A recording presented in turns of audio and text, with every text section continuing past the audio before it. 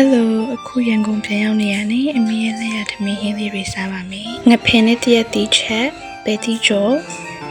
တခုပွင့်တို့နဲ့စားမှာပါအရင်ဆုံးထမင်းကိုမပြီးရေငရုတ်သီးနဲ့ဟင်းအနှစ်တို့နဲ့ရောနေလိုက်ပါမယ်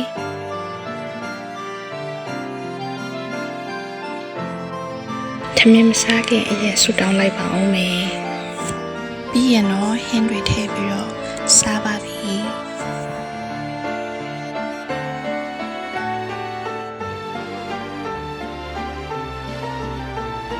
စားလို့အရင်ကောင်းပါလေရင်တွေလည်းတောက်လိုက်ပါဦးမယ်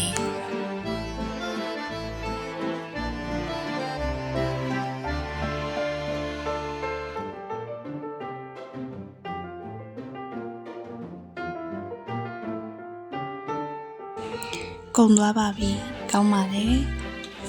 တောင်ကြီးကနေဝယ်လာခဲ့တဲ့ခေါ်ပုတ်ကြော်စားပါမယ်